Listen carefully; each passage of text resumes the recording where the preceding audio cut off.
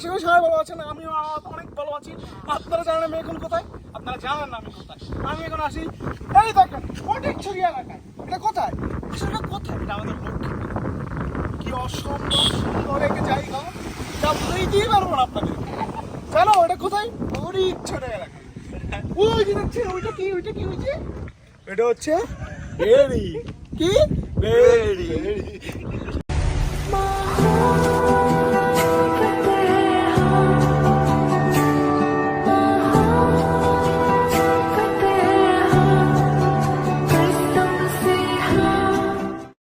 যা বলতেছিলাম, শহরের মানুষ কি, শহরের বাচ্চা বাচ্চা বলা মানে হচ্ছে পারমের মুরগি। আমরা কি? আমি কি? আমি পারম কক দোনোটাই।